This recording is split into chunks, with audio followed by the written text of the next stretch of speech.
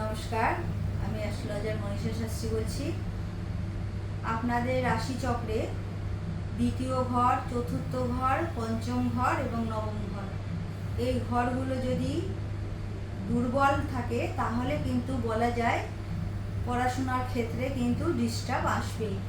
আবার অনেক সময় দেখা যায় যে দ্বিতীয়, চতুর্থ, পঞ্চম, নবম এই ঘরগুলোতে শুভ গ্রহ আছে, শুভ গ্রহের সাথে শুভ নক্ষত্র আছে, বা এই সময় আপনাদের বৃহস্পতির দশা বা বুধের দশা চলছে, সেই ক্ষেত্রে কিন্তু পড়াশোনার জায়গাটা ভীষণভাবে সুফল পাওয়া যায়।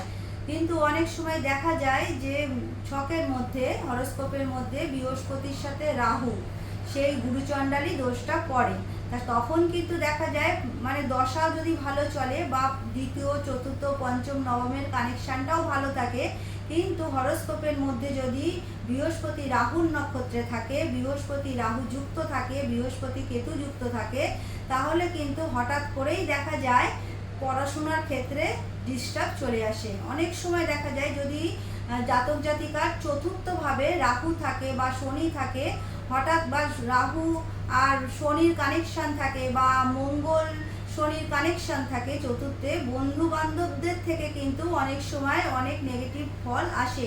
সেখানে দাঁড়িয়ে বন্ধুদের দ্বারা কিন্তু অনেক সময় ক্ষতি হয়ে যায়। ধরুন আপনার সন্তান ভালো আছে পড়াশোনায়, সেখানে আপনাদের ছেলে মেয়েদের দশাটাও ভালো চলছে, বা সেখানে শুভ নক্ষত্রে তাদের যখন জন্মকালীন যে দশাটা ছিল সেটাও ভালো দশা ছিল, কিন্তু বর্তমান সময়ে যে গোচরে বর্তমান সময় দেখা যাচ্ছে চতুর্থের ওপরে শনি হয়তো এসেছে বা রাহু এসেছে, তখন কিন্তু হঠাৎ করেই পড়াশোনার ক্ষেত্রে প্রবলেম চলে আসতে পারে। এক সময় এটা আপনাদের দেখে নিতে হবে জন্মকালীন রাশিচক্রটা কি আছে, আর এখন দেখতে হবে বর্তমান সময়টা কেমন যাচ্ছে। তাই এই দুটো যদি দেখা যায় তাহলে কিন্তু অনেক সময় দেখা যায় ভালো পড়তে পড়তে পড়া ছেড়ে দিল, ভালো পড়াশোনায় ছিল অথচ হঠাৎ করে বর্তমান সময় সমস্যা দেখা দিল। তাহলে জন্মকালীন দশা আর বর্তমান সময়ের দশাটা কিন্তু চেক করে নিতে হবে রাশিচক্রে।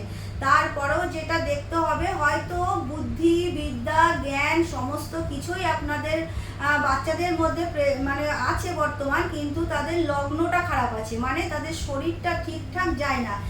অনেক সময় দেখা যায় হয়তো তার শরীর ঠিক আছে, তার বুদ্ধি, মেধা, জ্ঞান এই জায়গাটা অসুবিধা। আবার অনেক সময় দেখা যায় বুদ্ধি, জ্ঞান, মেধা সব ঠিক আছে, কিন্তু শরীরের জায়গাটা খারাপ। তাহলে সেই শরীরের জায়গা যদি খারাপ হয়ে যায় তাহলে আলটিমেট বুদ্ধি, জ্ঞান দিয়ে মানে প্রবলেম হবে। শরীরই যদি সাথ না দেয়, তার এনার্জি পাওয়ারই যদি না থাকে, তাহলে কিন্তু সেক্ষেত্রেও পড়াশোনার ক্ষেত্রে ডিস্টার্ব এসে যাবে। তা যার যে রাশি বা যার যে লগ্ন, রাশি থেকেও লগ্ন কিন্তু ভীষণ ইম্পর্টেন্ট, কারণ লগ্নই মানুষের শরীরকে নির্দেশ করে। এবার যদি যার যে লগ্ন, সেই লগ্নের লর্ডকে, অধিপতিকে, তাহলে আপনারা সেই হিসাবে কিন্তু সেই দেবদেবীর পুজো আর্চা করতেই পারেন। তারপরে সেই দিন আপনারা কিছু দান ধ্যান করতে পারেন। যদি লগ্নপতি ষষ্ঠ, অষ্টম, দ্বাদশে চলে যায় তাহলে কিন্তু শরীরকে নিয়ে ভীষণ ভোগান্তি থাকবে, বা লগ্নপতি যদি কোনো অশুভ নক্ষত্রে চলে যায় সেখানেও কিন্তু প্রবলেম আছে।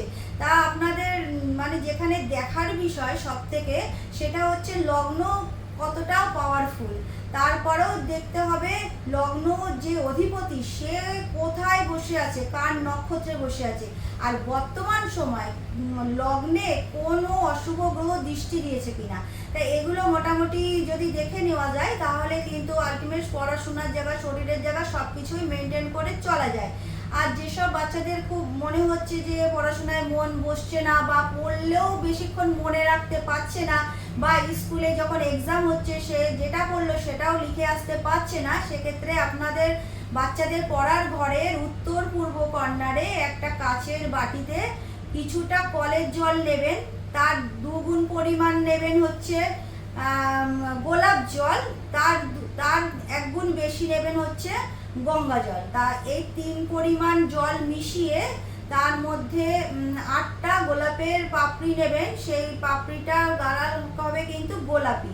ঠিক আছে, এটা আপনারা শুক্রবার দিন বাড়ির যেখানে বাচ্চারা পড়াশোনা করছে তার উত্তর পূর্ব কর্নারে রেখে দেবেন 8টা গোলাপের পাপড়ি দিয়ে, 3 রকমের জল দিয়ে। আর তারপরে এটা শুক্রবার করে কিন্তু আপনারা এই জলটা চেঞ্জ করে দেবেন। সমস্তটাই চেঞ্জ করে দেবেন, অবশ্যই সুফল পাবেন।